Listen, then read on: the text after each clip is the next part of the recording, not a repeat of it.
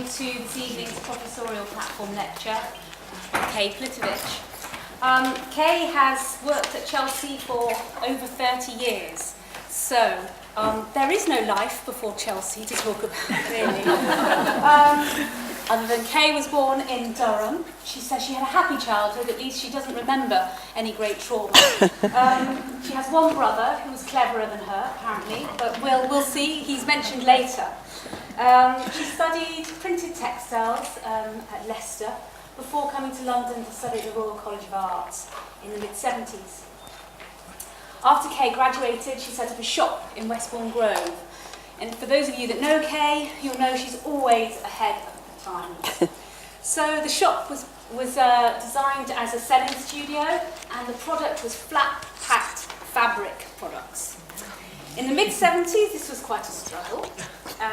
The cost of the materials and the cost of the shop meant that the panic shop, as it was called, didn't last that long.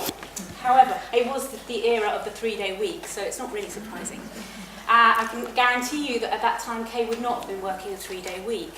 If there's one thing that this introduction will talk about, it will be how hard Kay works and how tireless she is and how committed she is to this work. Kay arrived at Chelsea in 1982 to run the BA Textiles course there at Lime Grove, which was actually BTEC at the time. So the work began in 1982. By 1990, she had grown the BTEC into the degree course, the BA, and by 1992, she launched a 2-year BA course. And that was really quite an exceptional course, quite an exceptional innovation at the time. And I think Kay is known for her innovative approach and her creativity. And as I said before, her tirelessness, because it meant that the whole staff team would start around about now with a brand new cohort every year. So there was no summer break for the teaching team. A new student group would arrive and the work would go on.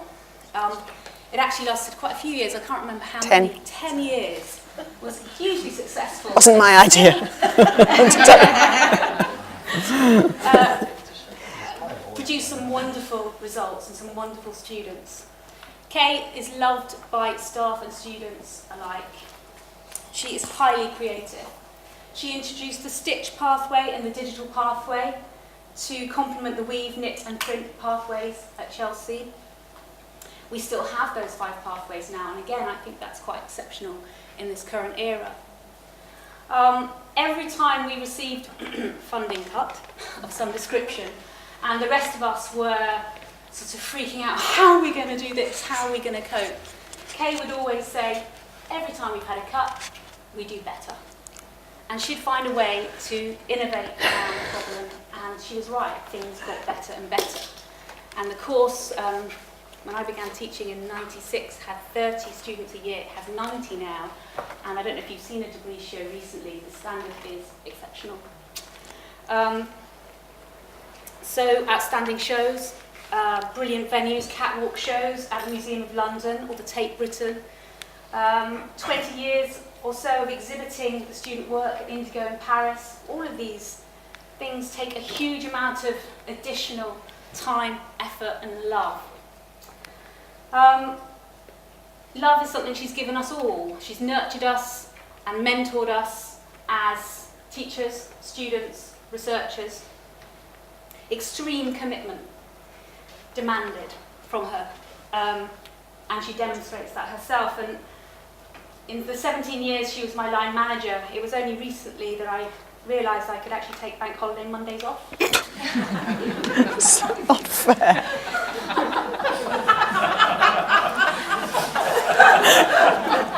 Who is this person? So in 1996, Kay had the vision to set up a research group funded with university funds called TED, Textiles Environment Design.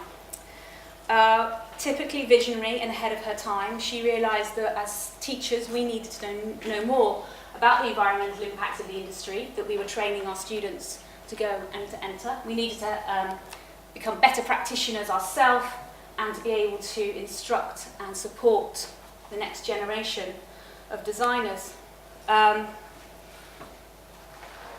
Research is to feed teaching for Kay, to grow the skills, the ability of the team that she's nurtured through the BA and now in TED and in TFRC, Textiles Futures Research Centre. She worked tirelessly at finding ways to support all interests, all ideas, all staff members, whatever their fraction, whatever their discipline. If there was an idea that they wanted to pursue, she would find a way to support that and make that happen. In 2002, we did our first sort of major exhibition together as a group in Milan. So typically ambitious. It was to install 1/2 kilometre of fabrics into a paint-splattered, enormous, freezing cold, unheated warehouse over a 3-day period. Where's Alan Graham? You'll remember this very well, Alan. Vietnam flashback. We didn't go to sleep pretty much for those 3 days. We were up and down ladders installing meters and meters and meters of this fabric using super strong magnets that every time you got 2 of them near each other, you suddenly had a blood blister. So it took many years to get over that trauma, but it was a great start to the way that TED really works now, our methodology now, and our team spirit and our sort of shared collaborative community that is thriving today, thanks to you, Kay. So many TED stories, and I don't want to keep you here any longer than you need to tonight because of the lack of air conditioning, but I'm just going to tell you about Berlin, April 2010. We decided that we were actually approached to teach a group of students, licensee, a sustainable design course, and it was cross-discipline, so we were really excited to be working with product designers and interior designers, as well as textiles and fashion. So we, over many weeks, I slaved over developing the programme, only to have Kay, on arrival, day 1, completely redesign it, with a session straight away, threw the programme out the window, and just for 2 hours, just talked to the students, found out what they knew, and kind of got a level of knowledge and worked out what their needs might be, which meant all the materials that we travelled with also got thrown out the window, and we spent a week there, every night, redesigning the PowerPoints to respond to the group of the students that we hadn't known before. So, fueled by crisps and a little wine, every night we worked through the night to arrive the next day and offer the students a really immersive, a really interesting experience. They went on to use that in their degree show work. Some of them went on to set up small companies that used the ideas that started in that session. So at the end of the week, we were quite pleased with ourselves and decided to try to make it home, and it was the ash crash. So we were stuck in Berlin for, well, we didn't know for how long. We started to try to find out how to get home. Capita, obviously, phone line's dead. So stranded on a Friday night in Berlin with very little help from the university. I got my credit card out, and I think I managed to find us a Eurostar leaving and various trains that would get us there, and sort of worked out this mammoth journey to get back on 5 trains back to London. But we sort of couldn't leave for 2 days just because of the queues. So we spent 2 days walking and talking. No tourists had arrived in Berlin. The museums were empty. So we had the privilege of touring the Noise Museum with Kay. As always, following behind her and listening to stories and insight and ideas, and her constant ability to share and inspire us and actually make us laugh all the time too, which is a very rare talent. Typically tireless, we walked and talked solidly for 2 days. We walked from west to east in pursuit of the perfect schnitzel, which we did find. Yes. And it was delicious. We also went looking for the wall with graffiti on, but we didn't find that. Because there's so many things that happen to us in TED, what we think we're going to find when we go looking for it isn't what we find in the end. And then we find delight in what we actually do stumble across. And in that time in Berlin, walking and talking, it was really where the ideas around TED's 10, for those of you that know TED's 10, formulated and crystallised. And so 5 trains later, we arrived back in London. We sort of had the idea of how we wanted to put our research out in the public domain, really for the first time. So by September 2010, we published TED's 10 under Creative Commons, and we then began to have many, many more conversations, and that sort of brought us to this evening, really, and the work that I think Kay will share with you during her talk. So for tonight, just to conclude, Kay, I asked 10 of your closest colleagues for 10 words that described you. So this is the 10 for Kay. Funny, generous, insightful, inspiring, kind, patient, conscientious, tireless, astute and supportive were the 10 that scored the highest. Oh. No pressure then?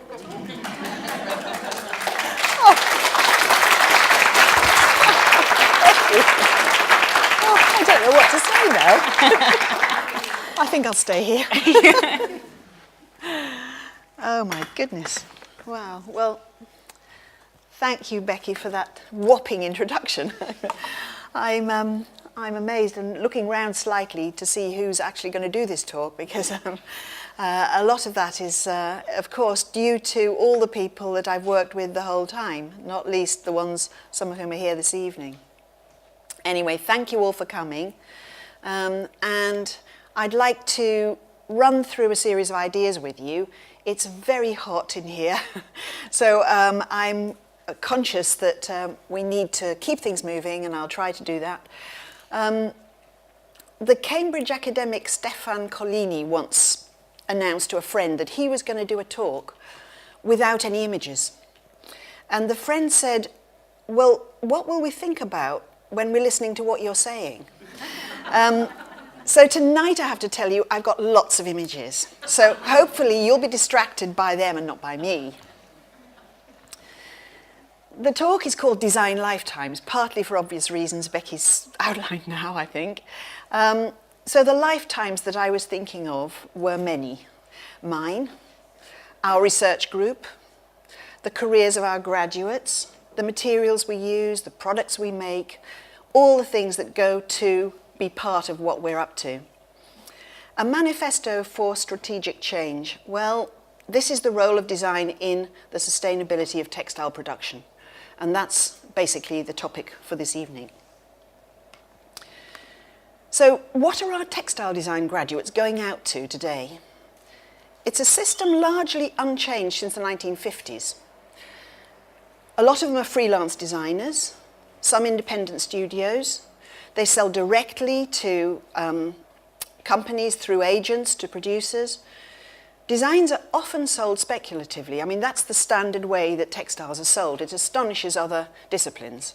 You sell the copyright outright. They literally take your piece of work and pay you eventually. And that's it, as far as you're concerned. No more contact with how it pans out. Not so much as previous decades are things sold on paper. Although often as computer printouts now, that of course is the news. But at every single stage, the whole process is transformed by technology now. So samples are the standard way that things are sold. The effective colour and construction of fabric is the prized feature in selling designs, of course it is. Indicating product shape often too, a kind of bonus to when things are sold. Prototype. So sampling is the major system for selling. And it's been because of developments in new technologies that this has become possible and changed quite a bit. There are bureaus for digital printing, for laser processes, for 3D printing. They come at a cost, of course, but they're available. They're really quite sophisticated systems available to individuals. With the advance of social media for promotion and internet retailing, it enables recent graduates to be small producers and make one-off collections. Initiatives like LCF's Centre for Sustainable Fashion addresses this by supporting startups. You know, it's very obvious that there's a crucial, difficult period after leaving college. There always was, and there is now more than ever. Some graduates work in interior contexts, exciting developments in light architectural structures and skins, more accessible to textile graduates now. Flexible, innovative prototypes. That's essentially what design is about in textiles today, with much more self-expression than probably there ever was. Just like with filmmakers and fine artists, well-established auteurs, collaborating activists. Penny Spark describes design as a kind of exploration of the world, an application of new and old knowledge to explore and visualize. And making helps us do this. Our students need their education to be in design thinking, in design processes, team collaboration, aware of open source, customization, consumer participation, and the Internet of Things. They're all familiar issues to those of you dealing with design. But fashion still dominates the professional opportunities for textile designers. The ability to make collections blurs between textiles and fashion production, always with aesthetics as the bedrock. Most textile designers will be working in relation to fashion. The global fashion industries, of course, are now in the Far East, India, South America, but the design industry in the UK has grown enormously, and in Europe, but mostly in the UK, not least because of the kind of education that students are able to get in this country. Fashion, I would say, is about visual distance. It requires distance. It's objectifying things. Textiles is about touch and requires closeness and intimacy. They make a powerful combination together. They're not simple or trivial. Fashion industries have power over the whole of the design industries with a huge effect on society, on the arts, cultural identity. The global fashion industry is supported by this intensive textile production. Textile designers supply the fabric and the innovations in a steady stream, design aesthetics, and they bring a democratic spread of goods across the world. But there is no escaping the fact that mass consumption, cheap fashion, brings waste and pollution on a huge scale. Ecological damage and a destructive effect on local cultures and crafts, poverty of the workers versus the wealth of the consumers. We're all familiar with this kind of story. But how to transform this astonishing and complex industry? It's based on rapid style change and complex retail supply chains. How can you as a designer at the beginning of the process have any hope of having any effect on it? What are the incremental changes? Are there any that you could achieve? What are the strategies to adopt to affect design and manufacture and even consumption? And how is what we're doing in research, in education, supporting the designers of the future? Well, first, let me take you back to 1996 in a timeline. A development from 1996. I nearly said when time began, but it didn't. It began before that. It was the beginning of our Textiles Environment Design group, the research project as it was at Chelsea.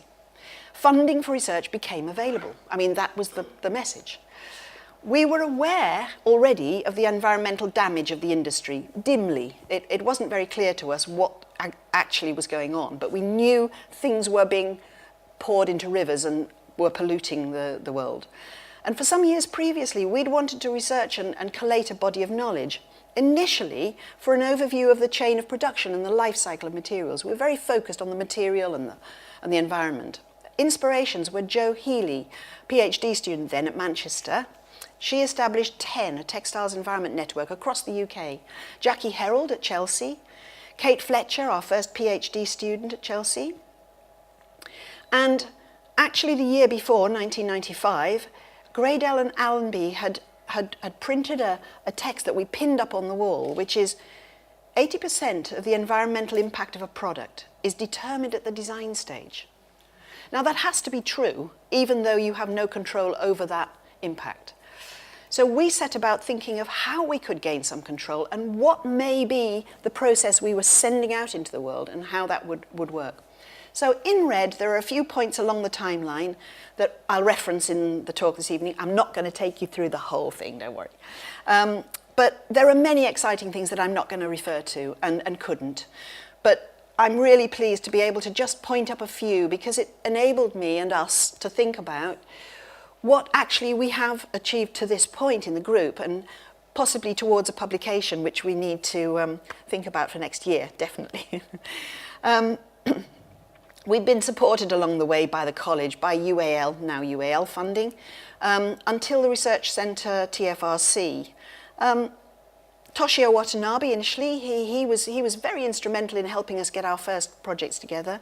And a big thanks to Stephen Scrivener for an enlightened view of group research, because we were fairly unusual. We didn't think we were, we didn't know what we were, to be honest, but we were fairly unusual in having a group identity and a theme to which we were working. Individuals, but with one idea. Now we have University Centre research status, TFRC, Becky's mentioned, she's director of that, and certainly has taken chasing funding seriously, as we need to do now. And subsequent research directors have assisted us doing that. I just thought I ought to just give some background to the way it is. But first, let's enjoy this image of cutting-edge technology. This was the first external project we did. It was the Science Museum, the Challenge of Materials Gallery in 1997. It looks rather like something from Bletchley Park, I thought the other day. I was looking at. It's an interactive exhibit. It's still in the museum now. It's not, well, it wasn't working last Saturday when I went there, but it shows what the environmental cost is that's attached to the material making a t-shirt. It's the material, the process, the water, the disposal. It's to communicate to children. I think 11-year-old is the ideal age the Science Museum aims at.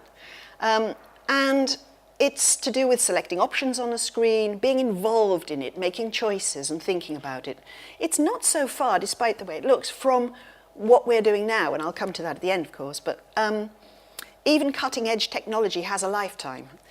But 5 million Science Museum visitors a year for nearly 20 years, that's quite a record of dissemination. Not all of them necessarily worked on that machine when they went to the museum. And meanwhile, Becky's mentioned this already, we needed to produce prototypes to carry our ideas. We wanted to make, not to simply be theoretical about this, to model our practice. And we were given an opportunity, which was for collaborative development and construction, that's how we interpreted it, to test our theories. We were approached by the London Institute, the then UAL, who had EU funding to use textiles, this was what they'd been told, to use textiles to explain an aspect of science, to make it popular so that people would understand an aspect of science they hadn't normally come across. In several European destinations, it was called Signatures of the Invisible. Some people here, apart from me, might remember that. It was an exhibition series, and I was invited to be the textile person and put on an exhibition in Milan. I saw it as an opportunity to test our theories, and we were given this large industrial shed that Becky's mentioned. Our group, tutors, technicians, deans and future deans were working together, and it was a chance to test our ideas. Lots of collaboration. It was a great thing to do collaboration on a summer vacation when we needed to come up with it. So this is the space. It was all transported, installed and removed, but essentially we were thinking of testing rather interesting ideas. Thanks to Alan Graham, Italian architects, lighting engineers, it was a test bed for our ideas. We had Colbond, a light industrial structural fabric, basically like a carpet underlay, I guess you would call it, but 1/2 kilometre was dyed and patterned and so on. The science part, well, I'd long been working with scatter patterns from X-ray crystallography from particle physics. Why? Possibly because my brother was the scientist in charge of the instrument Vivaldi at the Institut Lau-Langevin in Grenoble. And he was able to do some negotiation. I asked his help with that. And we used the imagery from the Vivaldi instrument that I believe is a very intense vertical axis Lau diffractometer. It received its first neutron beam in 2001, so we were fairly close to the beginning of that. But anyway, incidentally, it's among some very fine vineyards, I must say. We took the scatter patterns and the anatomical structure of enzymes and used them as our vehicle. We used magnets, heavy-duty magnets, to do all the installation. Everything was put in and removed with no damage to anything. Francis Geeson, the artist, used a heat gun to decoratively destroy parts of the fabric, worked through the summer, inventing ways to interpret the scatter patterns. We used sonic welding to join things together, bought a new machine to do it. We used iron filings and rusted them. We had mechanical patterning, tagging the surface, not to use chemicals as far as we could. Anne Smith took all the fabric to Loughborough that we needed to have cut and laser cut it into the scatter patterns. We tested the effect of an inner space of natural light and shadow, explained, with panels of information, of course, as well. The pattern comes from human tears. I was thrilled at the result and the reaction to the installation, especially to the effect of collaboration. So it was quite a significant moment to all of us. So, how to design out waste, use of energy, water, landfill. Essential for future education, that was, of course, part of the point. It became clear that a formal part of the curriculum from early in the process would need to include these ideas. Not eventually, but now, while we were doing them, a kind of direct transmission. The whole period, from the beginning of TED, we developed student projects and introduced them into the BA curriculum. They often took the form of fashion shows because that was outward facing and we could put sustainability themes out there. Here's an exhibition in the Duveen at the Tate on appropriation and transformation. One in the Wallace collection about armour with recycled leather. Looking directly at TED's, the ideas that we were already putting together in a kind of loose way, I guess. But an MA in textile design started this time, Lorna Bircham runs, and this was the main theme of the MA, was to develop the ideas of sustainability. The next major example of collaboration, the two running up to the middle of this talk, is Becky Early's AHRC award for a project to deal with experimental recycling of textiles. It was an award to fund a collaborative staff group for 2 years, an exhibition and a symposium and so on. But that was amazing because we had visiting tutors, established staff, teachers researching, researchers teaching. It was a kind of mixed group. When it came to the exhibition, it also included students, fairly revolutionary at the time, guest exhibitors, selected students. Important outcomes were the workshops, the outreach workshops in the exhibition. And that dawned on us as something very important. In fact, it's now commonplace in most exhibitions, I would say. But we had a work in progress show, not at the end of the time, but a year before the end. And the kind of feedback and critical discussion that we had around the exhibition served to redesign the items before the end of the project. It was a very interesting experience all around. I've got just a couple of examples. Cathy Round printed digital images of loved garments onto capes, a proposal to preserve the memory of precious clothes, styled with personality, a kind of customized service proposal. Becky worked on shirts, as she's done, polyester shirts, unloved, but treating them to a dry patterning heat system, is something that Becky's developed and changed and transformed all the way through her research work. Becky went on to curate a huge show for the Crafts Council, well fashioned while this is on. I'm not mentioning any of these things, but I need to say that these are, happening at the same time. Melanie Bowles, another designer, teacher, digitally printed imagery, another service concept for vintage coats. We were all the time looking at how might what we did be directly useful to some kind of improvement in things. The lining always goes first in beautiful old coats. This way you got a new lining, a lining maybe you could have a part in designing. So this whole idea of sort of services coming together with design began at the time when, when we were looking at how to use our designs for some good effect. Gary Page, a visiting tutor, proposed a dress that is sold with a service contract from the designer. It's returned to the designer annually on its birthday to be retreaded in some way. Here you see 1, 2, 3, 4, and 5 years of it. Potential additions. Obviously there were concepts, they weren't real, but they were real in a sense to us because it enabled us to develop our practice and align it Not like the first exhibition in Milan, where we're just trying to achieve one major thing, but here, individuals working on their own work. It was quite a significant thing. We were working with students in locations all across Europe, Becky mentioned this, offering workshops on sustainability, sometimes because of our contacts or reputation in the field, sometimes Erasmus funding, as in Berlin. We saw an offer potentially for industry in doing that. We were confusing students all over Europe, limbering up exercises, 50 novel ways to use a t-shirt that you never thought of. This one is to have a row in a public place. This is a lateral thinking approach to it.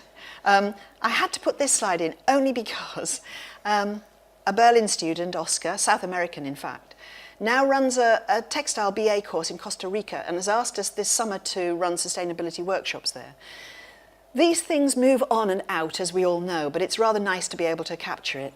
Not all work was collaborative. I have here two examples. They are divided in the middle. It's a bit hard to see.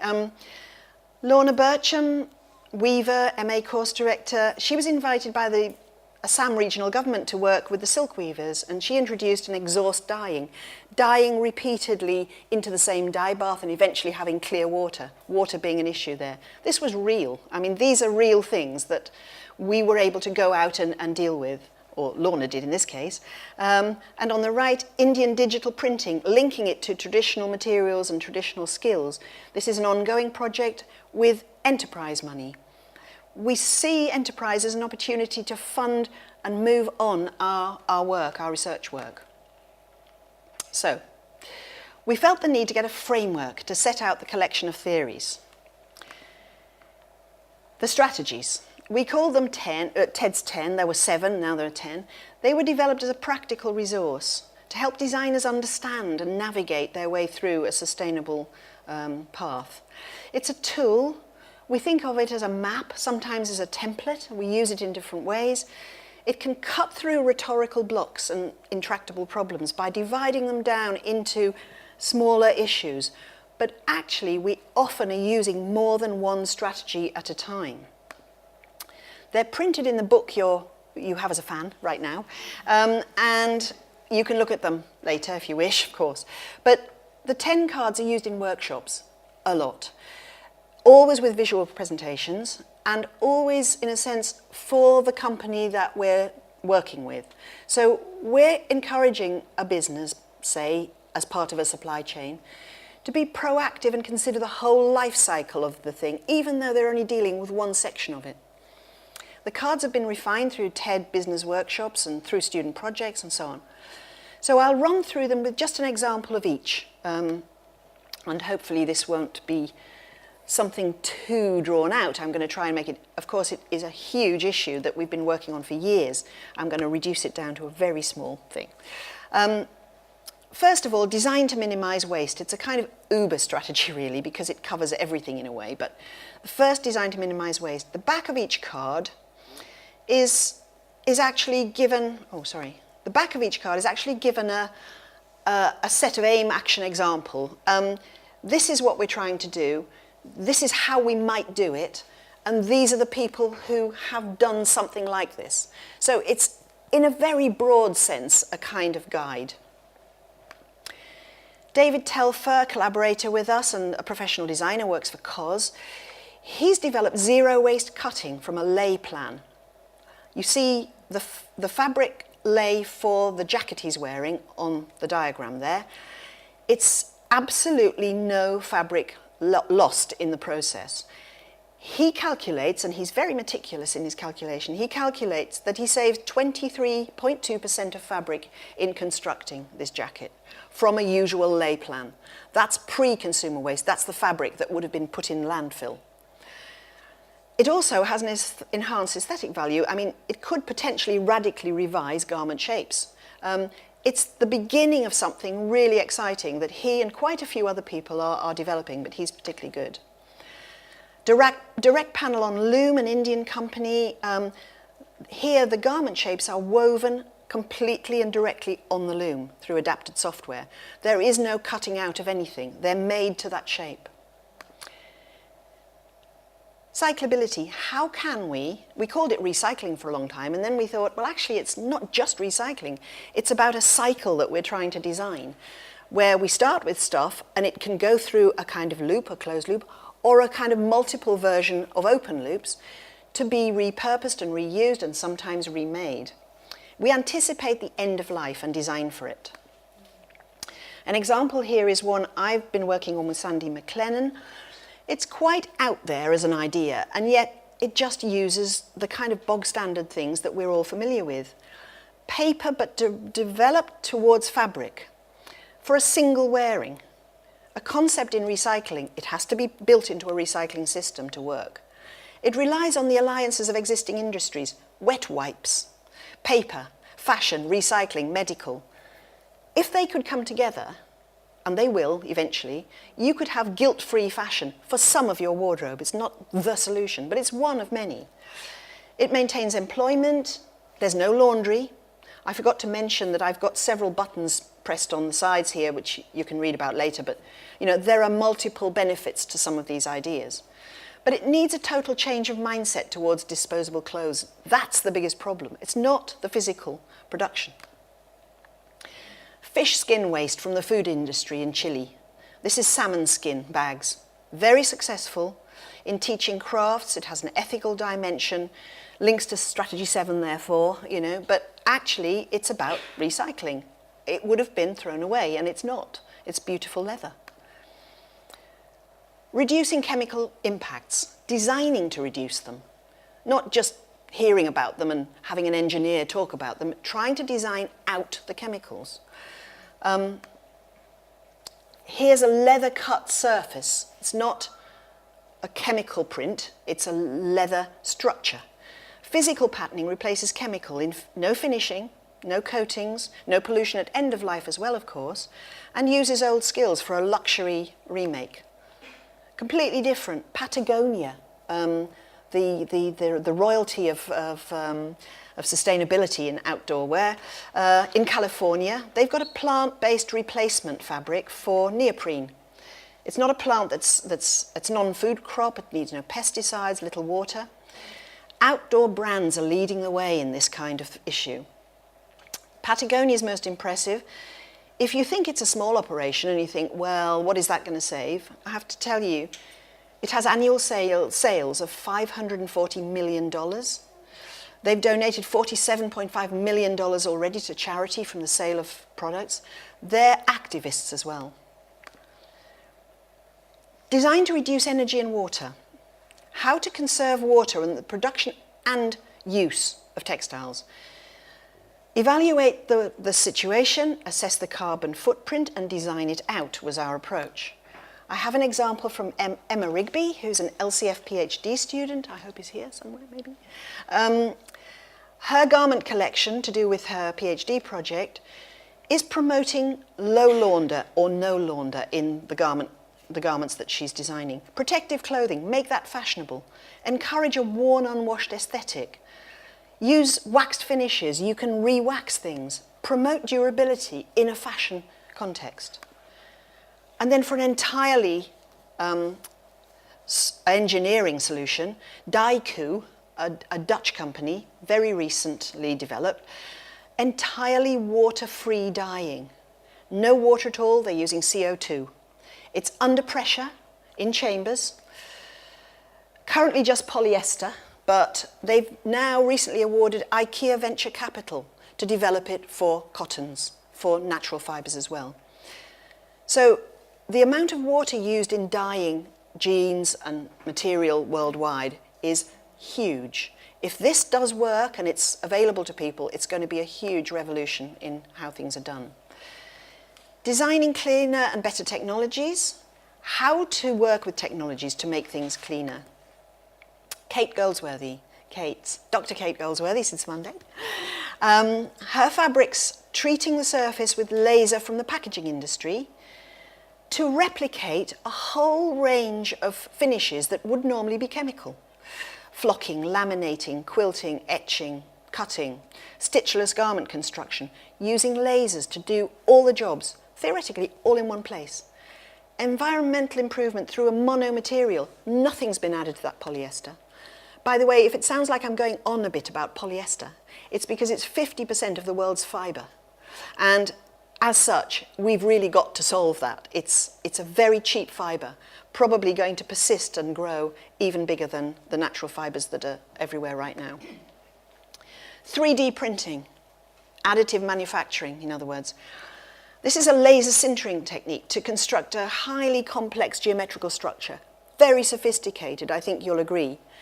If you're familiar with the kind of lumpen versions of 3D modelling, especially guns that we've seen lately, this is another generation entirely. It eliminates seams and cuts. It's possible to be produced locally. It's very good. Taking a model from nature or history. Past practices or natural practices, biomimicry, of course. Philippa Brock, also TFRC, she's a weaver and she's developed on-loom finishing techniques.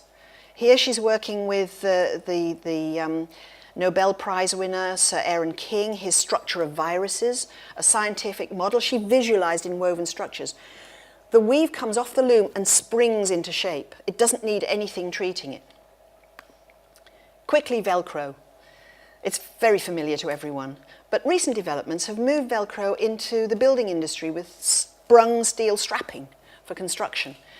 This is an interesting idea to us because a lot of these things are textiles and fashion and could be moved into other industries, and we're just beginning to see the potential for doing that. Design for ethical production. Something that's usually CSR, bits of companies, not the designer. How can you support skills?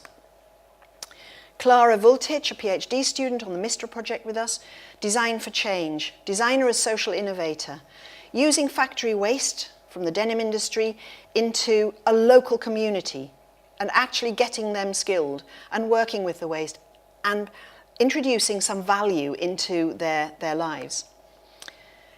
Katniss Kantha Quilts is an Indian operation.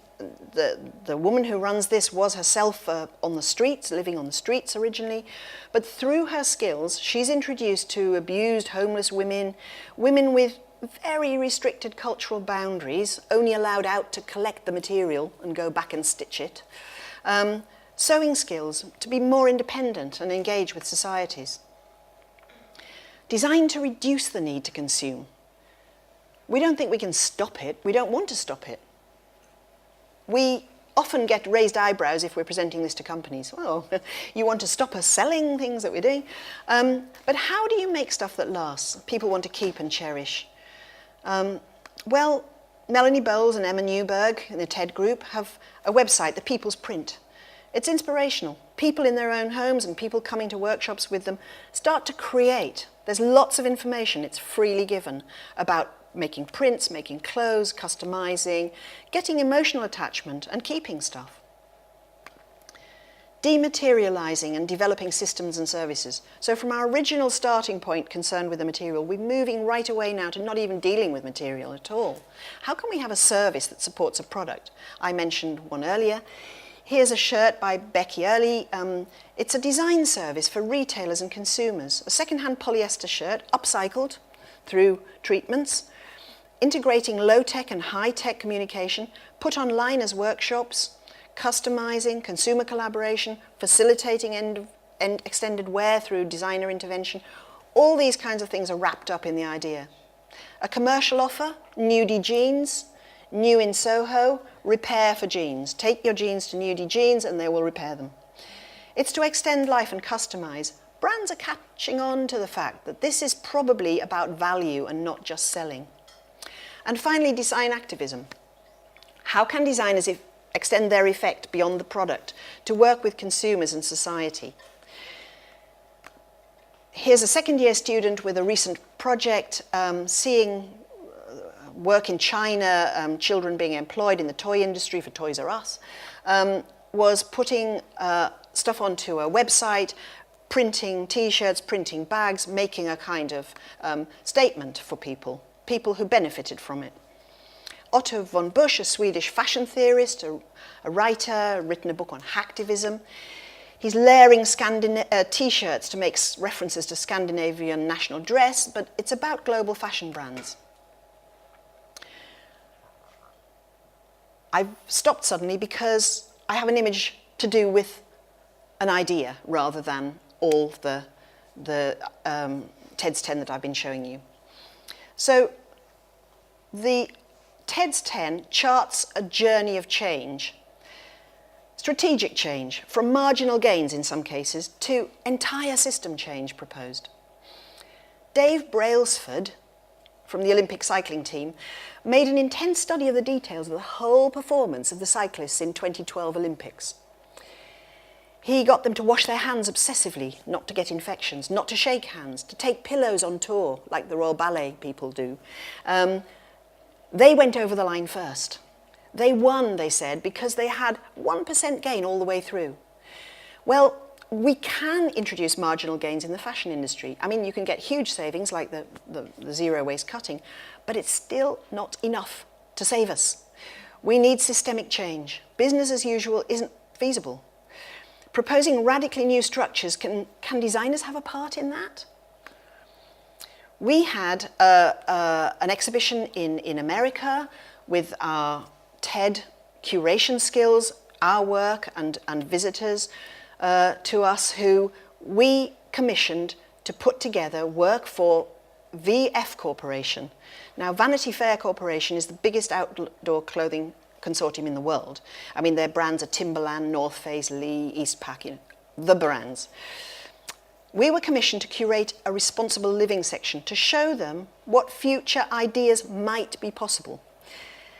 In a bid to be the change you want to see kind of approach, we used the 10 to focus on sustainability prototypes.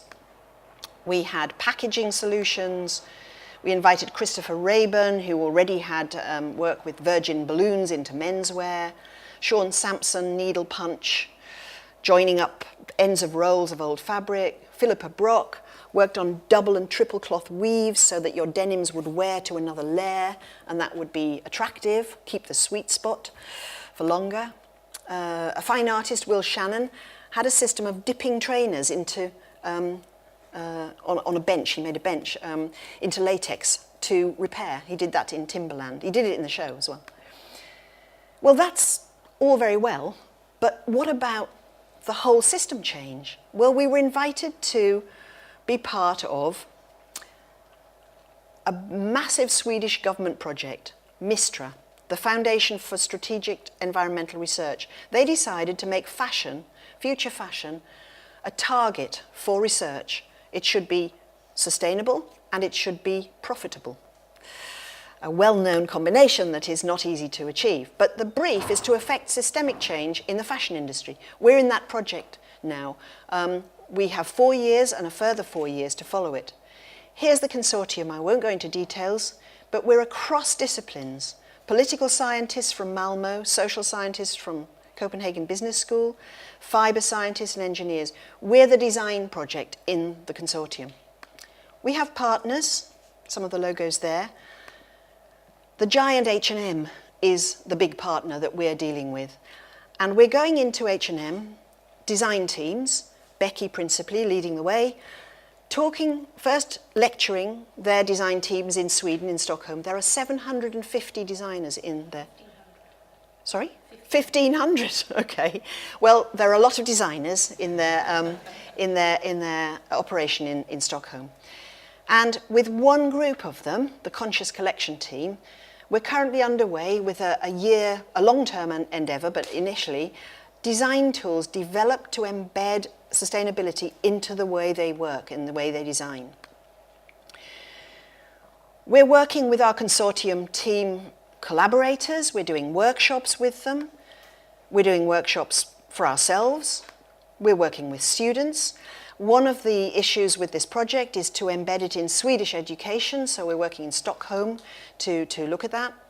We recently got them to produce a manifesto about what they believed in, identify the issues they're most concerned about and share them, because it's something that we think we should do. In fact, the importance of communications become more and more clear to us. We commission articles, we invite collaborations, we attend conferences, we promote ourselves and our research to a design audience through publication and to a business and industry audience. Our research centre TFRC brochure there and the NICE Code of Conduct, the Nordic fashion industries, included TED's 10 and the Nike tool in their book. Now, I just briefly, have I got time to show this? Good. I want to show you something that is an animation. We're animating all 10 strategies. And we're doing that because we want to communicate with the widest possible audience. So what we're doing now is commissioning Anna Starmer. There is a huge amount of waste in the textile industry. Up to 65% of all the textiles and clothes that we throw away go straight into landfill. By placing unwanted products in the bin, we are wasting the massive amounts of energy and resources that went into producing them. So what can designers do to prevent this obsolescence? The goal is to avoid throwing them into landfill and instead aim to reuse these resources. At TED, we have been working to develop more creative approaches to cyclability by rethinking the design brief. How can we find new ways to recycle and work with existing waste streams? What if we could be truly innovative and design for recycling at the outset, enabling every product or material to become part of a closed-loop system? At TED, we believe in a proactive future where we, as designers, can change the way we make and dispose of products and materials, and so have created our own set of recycling strategies. These include ideas for upcycling, design for disassembly, and design for monomateriality. Upcycling postpones the arrival of the discarded material at landfill by adding further lives to the value of a product through design. Design for disassembly allows for each element of a product to be separated and recycled differently. When we design for monomateriality, we create products with just one material that can be placed in a single closed-loop system. As designers, we need this range of approaches to tackle the waste we are currently faced with. We are finding new ways to add value to discarded materials and are also designing new products for the closed-loop systems of the future. Great. So Anna, when she was an MA student with us, decided that animation and communication through film was one untried, largely, way for textile designers to operate. So she did that, and now she's working with us to achieve what we're doing. So we have a website, we use it, we have contributors, we have a critical community as a result who contribute to our events. We have a Mistra Toolbox blog. All of these things are available if you want to look at them at some point. It's a blog where we invite people to comment on sustainable strategies, writers and people that we know are insightful into this. Because as Mistra develops, it attracts designers and commentators to contribute to this. Our PhDs, associated with all the consortium, have developed an international network. And we invent manifestos. The most recent's in your publication. It's a theatrical way to remind ourselves of the target and who we're communicating with, and actually how we might do it. So is anything really happening out there, apart from ideas from within? Well, yes. Recent evidence shows that in France, there's an initiative there that is an eco-TLC way to recycle clothing. The EU is looking at legislation based on that. The Sustainable Apparel Coalition, a consortium, voluntary consortium of producers, they've got a Higg index, a tool to measure the environmental damage and see improvements. There are measures coming up that are all being considered, and actually, as with back in 1996, probably it's at that legislation and production level that designers will learn how to respond. Overarching sort of notions of that are that we're working with small companies in Sweden to improve the products that they're making using this Higg tool. So they start with a product, they look at TED's 10, they evaluate it afterwards. And we're at the moment hoping to see some improvements. We believe there are some. So our design practice, I'll be very quick now. Where are we now? We're at this point in the Mistra project, that's to say 1 year away from the end of phase 1. We've worked with H&M, we've done our own stuff. We're really coming together in terms of a group as having several overarching themes, and one of them is the cyclability of stuff, material, and with a social dimension as well. Kate Goldsworthy, her work is here. She's pioneered this with laser finishing, as I mentioned already, construction in a monomaterial.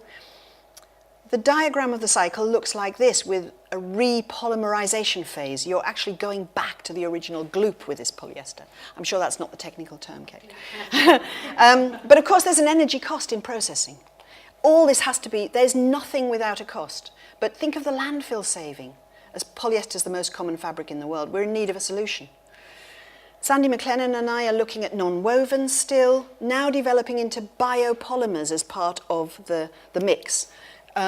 So the recovery systems of the future, workwear, hospital gown, they're both themes in the Mistra project because public fashion, as it's called in Sweden, accounts for 30% of fabric waste.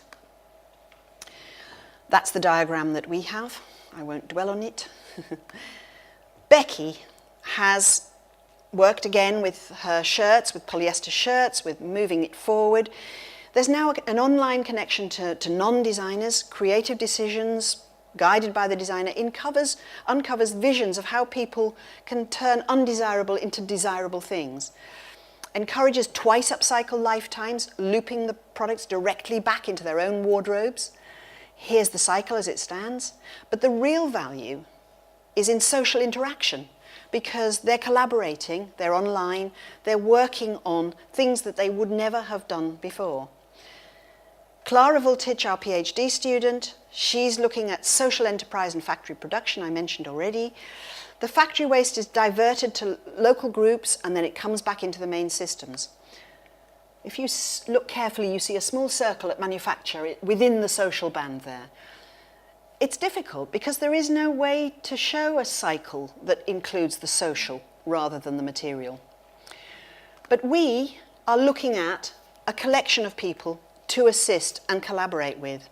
Finally, a network of designer practitioners are constantly being invited to come and talk to us. They're contributors to our blog, they have inputs to projects, and we'll have every intention of provoking future involvement with them. Julian Roberts here, live performance, design cutting workshops, amazing.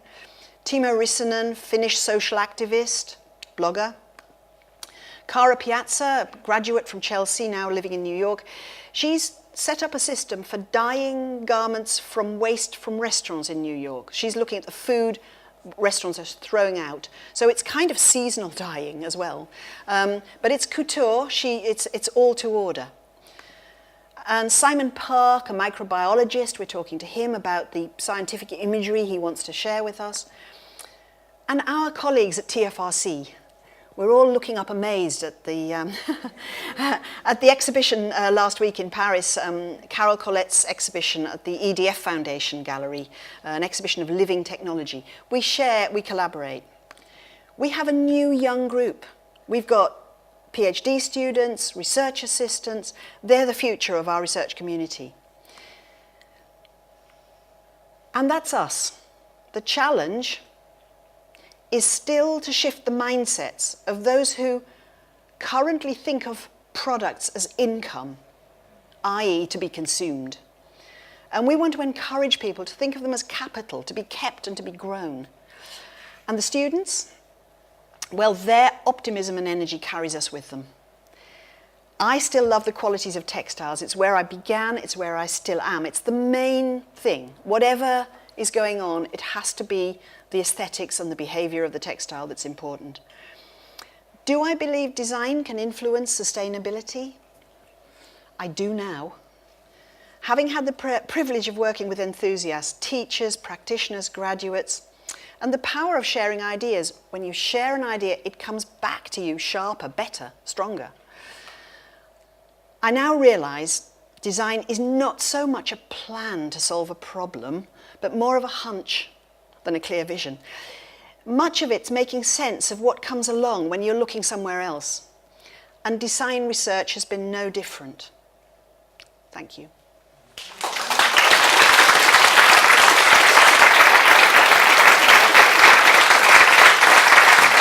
No questions. Tell them there's no questions. I know, I'm going to make that.